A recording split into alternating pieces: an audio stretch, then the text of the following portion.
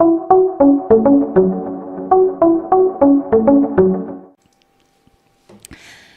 good day and welcome to another episode of Live Light with me, Janine Bevolo-Manders.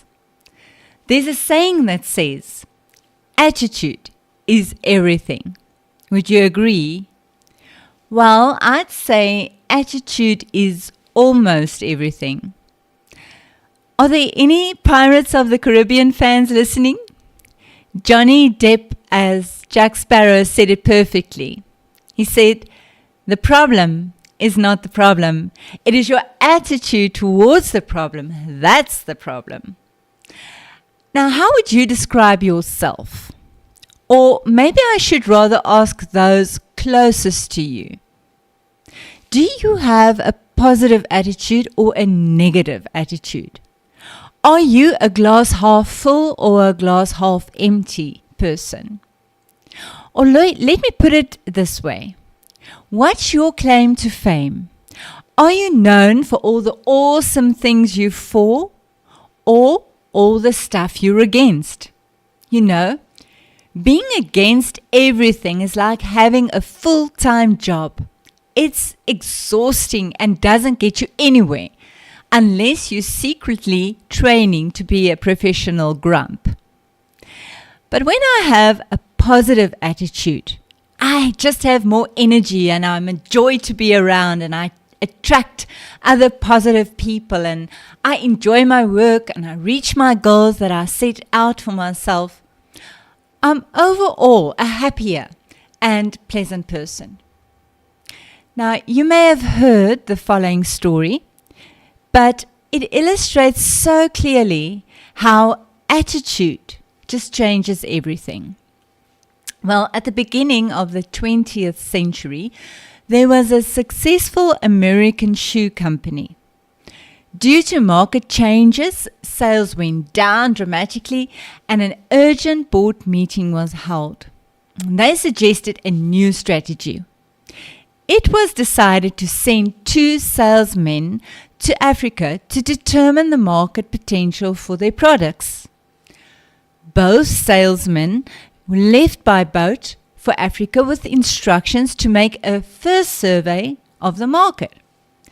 Each of them would go to a different country, and within a month of arriving, the first salesman completed a basic survey of the target market and called his sales director, informing him he had concluded that the African potential for shoe sales was absolutely nil. The first salesman said, "Boss, I have very bad news. Here they all go barefoot. No one here wears any shoes. There is no market for us. We are not going to be able to sell a single pair of shoes." The salesman was sounding very dejected and disheartened. After a couple of days, the second salesman called back to the sales director. He was extremely excited and said, "Boss, good news. It's a fantastic place and a great business opportunity for us. No one here wears shoes. No one sells shoes. There is a huge potential market for us. We are going to sell thousands of pairs of shoes. All we need to do is to educate them on the benefits and importance of wearing shoes." Well, this short story highlights the importance of attitude in our life. Why do some people get what they want while others don't? An optimistic attitude makes you see opportunities in all the difficulties that life holds around you, whereas a pessimistic attitude makes you see difficulties in all the new opportunities that life holds for you. There's also a famous Henry Ford quote that emphasizes how much attitude determines success or failure. He said, "Whether you think you can or you think you can't, you are right. It's never too late to change your personal filters. Your attitude is your window to the world. Our attitude is like a mental window through which we see the outer world. And we all start with a clean window. As we grow older, the window starts to accumulate dirt.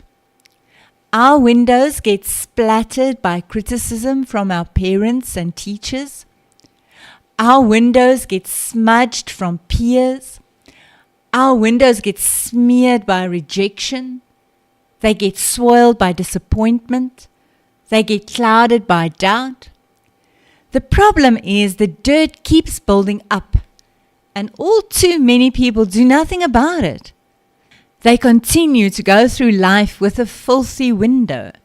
They lose their enthusiasm, and they get depressed and frustrated, and most tragically, they give up on their dreams, all because they failed to clean their attitude window. However, changing the outcome is possible. We only need to change our attitude and keep our mental window clean. Remove the grime and dirt. A whole new world will open up for us. Use your God-given mental squeezy. The squeezy that helps clean our dirty mental window is Philippians 4:8. It says, "Fix your thoughts on what is true and honorable and right and pure and lovely and admirable. Think about things that are excellent and worthy of praise." Instead of saying I can't, say I can. Instead of pointing out problems, look for solutions. Instead of finding fault with others, look for the good in others. Instead of focusing on what is missing, try and count your blessings.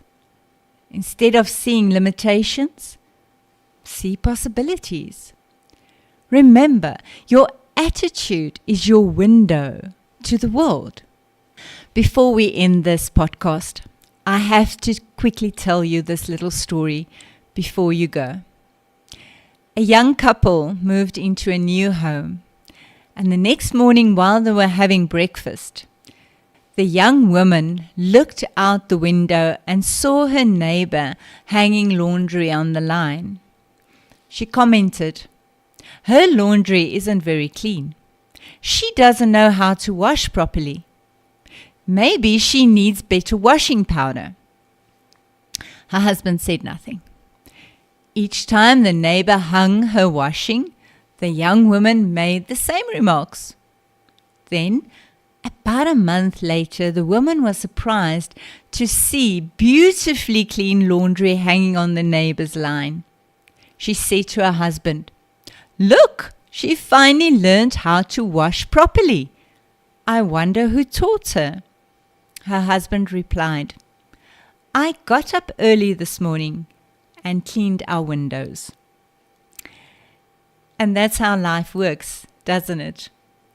What we see when we look at others depends on the window we're looking through. So don't be too quick to judge. When we judge others, we're not saying all that much about them. We're saying a lot more about ourselves. Now, I'm not going to pretend that being positive is always easy. It's not. It takes work. You don't have to be someone who smiles all the time, but you can be someone who brings hope. Someone who looks for light even when the sky is grey. Someone who doesn't just comment on the world, but helps build a better one. Speak life over your circumstances. Even if things are tough, remember, when you can't change the direction of the wind, just adjust your sails. Thanks for joining me today. I'm cheering you on as you step into the remainder of this week with a fresh attitude and a clear window to the world. Remember to visit my website at www.livelight.com or share this message with someone who might also benefit from it. Sending you love, light, and a whole lot of blessings. Till next time.